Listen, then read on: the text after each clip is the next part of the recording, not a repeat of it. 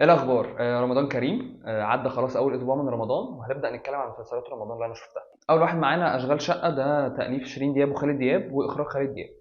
بطوله هشام ماجد واسماء جلال. هو المسلسل بتاعنا بيدور عن طبيب شرعي، اللي هو دكتور حمدي، ومراته اللي هو في اول حلقه بيجي لهم توأم، وازاي ده هيأثر على حياته. المسلسل لطيف، بيجيبوا فيه ضيوف شرف كتير عشان يقوموا بدور الشغاله، اللي طبعا كل حلقه بيحتاجوا واحده عشان تساعدهم في حياتهم. هو فيه مواقف كتير لذيذه، وهم بصراحه شاطرين قوي في حوار كتابه الكوميديا. الكوميديا بتاعتنا مش معتمده على افيهات بتتقال وخلاص، هم بيرسموا موقف من اول الحلقه لحد اخر الحلقه، ممكن يبقى بقى ده الافيه وده اللي هيجيب ضحك مع الناس اكتر. فهي الكوميديا بتاعته ذكيه قوي ومبنيه على مواقف حلوه قوي. هو بصراحه احسن حاجه في المسلسل بقى هو دور مصطفى غريب بدور عربي، هو ده البونبونيه بتاعت المسلسل كله. هو كل ما بيتكلم بيبقى اكتر حاجه بتضحك، وفي حلقه اصلا بتدور ممكن لحد اخر الحلقه، على ما بيظهر ساعتها بقى بيبدا الضحك في الحلقه. وبصراحه هو عاملها بشكل ممتاز جدا. هشام ماجد بقى هو تقريبا احسن واحد بيفرش افيهات، بيفرش كل الافيهات بتاعت مصطفى غريب، وبصراحه كلها في محلها وكلها بتضحك. وتفصيلة بقى الدكتور اللي هو كل يوم بتخصص مختلف وبيجي يعالج كل الحاجات، ده بصراحة حلو قوي، ومحمد محمود عاملها كالعادة جميلة جدا يعني. في كام مشهد كده بصراحة كانوا حلوين قوي وموتوا بالضحك، يعني مشهد المحكمة، مشهد السلم، طبعا مشهد أكل الكبدة ده كان لوحده حوار. وفي بقى حاجة تانية كانوا بيعملوها في حوار ضيوف الشرف، إن كل واحدة بتيجي تشتغل عندهم شغالة كان بيبقى ليها بصمة كده. الدور اللي عملته إيمان السيد بصراحة كان تحفة. في جمله كده هتفضل معلقه مع الناس، اللي هي انزلوبو. الجمله دي لوحدها هتبقى يعني تاريخيه، وهتعلم مع الناس كلها طول رمضان. واللهجه اللي هي اضافتها، اللي هي اللهجه الشرقاوي دي، بصراحه هتعلم مع الناس قوي يعني، وكانت حلوه جدا كمان. تاني مسلسل معانا هو مسلسل صله رحم، ده بطوله اياد نصار واسماء ابو اليزيد ويسرا لوسي. المسلسل بتاعنا بيتكلم عن دكتور تخدير، مراته كانت حامل وبيحصل لها اجهاض والجنين بيموت، وبيضطر ان هم كمان يستأصلوا الرحم. المسلسل نفسه مشوق، هو في الاول كده بيتكلم عن ماضي للدكتور احنا مش عارفين عنه كتير، وواضح ان هو هيبقى مؤثر في الاحداث قدام. هو بيتكلم عموما عن قضيه تاجير الارحام، هل هي قانونيه او حلال او لا. المسلسل شكله لذيذ ومشوق وكل حاجه، بس بصراحه انا مش من الجمهور اللي هو بيتارجته قوي، انا ما كملتوش يعني. انا اتفرجت على كام حلقه بس، هو مسلسل حلو، ولو حد حابب يشوف القضيه ديت المسلسل جميل واحداثه مشوقه. تالت مسلسل بقى معانا النهارده هو مسار اجباري، ده بطوله عصام عمر واحمد داش واخراج نادين خان. انا متجوز 2 ستات. انا حبيتكم انتوا الاتنين.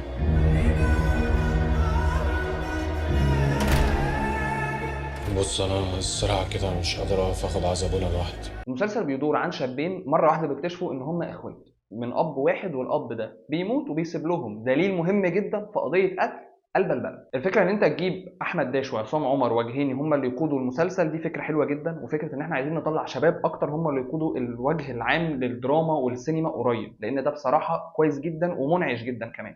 والاثنين ادوارهم التمثيليه في المسلسل ده حلوين جدا ولايقين. عصام عمر يعتبر عامل دور ابن الناس شويه، واحمد داش عامل الدور اللي هو بتاع الشعبي شويه. صراحه احمد داش كالعاده هو بيبقى لايق عليه الحتت دي، مش عارف هو ناوي ينقل النقله بتاعت انه يعمل شخص ابن الناس ديت هيعملها امتى، بس بصراحه هو لايق عليه الدور الشعبي شويه. الحلو بقى في المسلسل ان هو 15 حلقه بس، فما فيش مط، عندنا قصه عايزين نحكيها فمن الاخر كده اللي هو يلا بينا احنا عندنا قصه بسرعه. فدي حاجه حلوه بصراحه، وفكره ال 15 حلقه عموما في رمضان دوت كويسه، ويا ريت نكمل عليها كمان. المسلسل بقى اللي عليه الدور دلوقتي هو الحشاشين.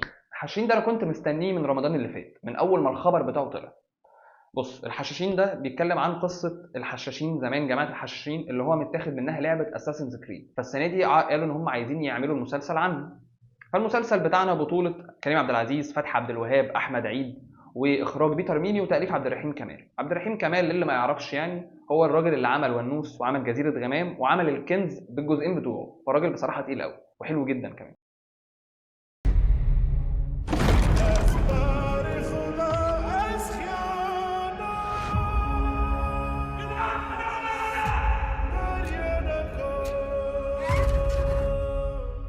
الحلقات اللي نزلت واضح قوي بصمه عبد الرحيم كمال، لغه عاميه على لغه فصحى، الموضوع مش واضح قوي ومش راكب قوي مع بعض. يعني اختار ده يا ده، يا اما لو هنعمل لغه عاميه يبقى ليها شكل معين شويه، ان هو يبان ان هي اقرب للفصحى، حاجه كده تليق بالحاجه التاريخيه اللي احنا بنتكلم عنها. وانا بصراحه كنت ناوي ادافع عن اللهجه العاميه المستخدمه في المسلسل، بس سمعت جمله بعد اذن الحب. يعني الجمله دي لسه طالعه اول امبارح، فانت مستخدمها في مسلسل تاريخي ازاي؟ مش لايقه خالص، وحشه جدا وفصلتني جدا بصراحه من الحوار كله. شكل الديكور واللبس بتاعنا باين قوي ان هم مصروف عليهم ومعمولين حلو قوي، بس الديكورات تحسها واخد لمعه شويه زياده، مش لايقه على الحاجه التاريخيه اللي احنا بنتكلم عنها. يا جماعه ضيفوا شويه تراب، اي حاجه طيب يعني. ما ينفعش السي جي اي لو هتستخدمه ما ينفعش يبقى بيلمع، لما هتيجي تستخدم سي جي اي انت المفروض تحسسني ان ده حقيقي، ده بيحصل، مش لازم ابقى عارف ان ده سي جي اي. فهي المفروض ان الامبرفكشن هو اللي بيبقى بيدي بيرفكشن، ان الحاجه تبقى فيها شويه كسور، شويه عيوب، شويه تراب، تحسسني ان دي حاجه فعلا تاريخيه وحقيقيه. وهم عملوه حلو، السي جي اي بتاعهم حلو فعلا، بس ما ينفعش شكل دخان لما تيجي تعمله يبان ان هو سي جي اي، مش لدرجه دخان. هات شويه تبن احرقهم وحطهم في الخلفيه وطلع لي شكل الدخان. ما ينفعش عمل تاريخي بالحجم ده يفصلني منه شويه دخان معمولين غلط. نتكلم بقى على حته ان هو تاريخي. هو ايه المشكله ان احنا يبقى عندنا فيه غلطات شويه تاريخيه في الافلام والمسلسلات بتاعتنا؟ اوبنهايمر اكتر من فيلم جاب ايرادات تقريبا السنه اللي فاتت، اللي بيتكلم عن حدث تقريبا غير شكل العالم كله وخد جوائز اوسكار، وكان اخراج نولان. فيه غلطات تاريخيه كتير كمان. يعني لو هنتكلم على كمان الحاجات التاريخيه واللهجات واللغات، ففي فيلم اتعمل من 10 سنين او اكتر من 10 سنين كمان، وكان اخراج مخرج كبير جدا، استخدموا فيه 4 لغات، استخدموا فيه ايطالي واستخدموا فيه فرنساوي والماني وانجليزي. وفي اخر الفيلم حرقوا هتلر عادي يعني، وكان اخراج كوينتين تارانتينو اللي هو انجلوريوس باستر. فاللي هو عادي يا جماعه، مش لازم يبقى المسلسل اللي احنا بنعمله او العمل اللي احنا بنعمله تاريخيا 100%. انت بيبقى قدامك منتج بتحكم عليه وخلاص. تقريبا اكتر واحد بقى تعب في المسلسل ده هو المونتير. كميه تقطيع مشاهد بتحصل، المشاهد كمان بتاعه السيوف، انا مش فاهم ديت ازاي ده في مسلسل تاريخي. انت عامل مسلسل تاريخي في اشتباك بالسيوف، مش معقول عشان مشهد يتصور مدته دقيقه تعمل لي بتاع 30 40 تقطيع، ده كتير قوي. المفروض على الاقل الممثلين دول يبقوا متدربين على استخدام السيوف. دلوقتي احنا اتكلمنا على عيوب كتير في المسلسل، بس هل ده معناه ان المسلسل وحش؟ المسلسل يعني ما ينفعش ان هو يتشاف؟ لا، هو مسلسل حلو جدا ومتعوب عليه جدا، في حاجات كتير قوي باين ان هم صرفوا وتعبوا ودوروا فيها، بس في حاجات بسيطه قوي. ده مسلسل تاريخي يا جماعه، مش لازم حاجات صغيره قوي في السي جي اي او في الحوار هي اللي تفصلنا. يعني مثلا المسلسل ده السيناريو بتاعه والحوار بتاعه حلوين جدا، بس في حاجات لغطات بسيطه كده في الحوار مش لايقه. السي جي اي بتاعنا كويس جدا، ده في مشهد لوحده كان فيه كريم عبد العزيز بيطلع على سلم، طبعا مش هحرق تفاصيله اللي لسه ما شافش، بس حلو قوي، كانه جاي من فيلم اجنبي، ما تفهمش اتصور ازاي. طب ما هو حلو اهو. يعني احنا لما بنعوز نصرف ونتعب ونطلع منتج محترم قوي بنعرف الموضوع مش صعب. طيب لو هنتكلم عن التمثيل، كريم عبد العزيز كالعاده هو ليه هيبه كده، واخد المسلسل ليه لوحده. واحمد عيد اخيرا يعني بقى ليه دور باين قوي كمان وحلو كويس جدا. فتحي عبد الوهاب كالعاده دور شر اصلا، فهو يعني ده العادي بتاعه وهو جامد جدا فيه. باقي الناس كويسه ولذيذه وكل حاجه. المزيكا بقى بتاعتنا بصراحه حلوه قوي، مزيكه امين بوحافه كالعاده حاجه كويسه، فكرتني شويه بمزيكه الكنز بتاعت هشام نزيه، اللي هي بيبقى فيها شويه شقاوه كده لما بنيجي نتحرك في وسط المدينه.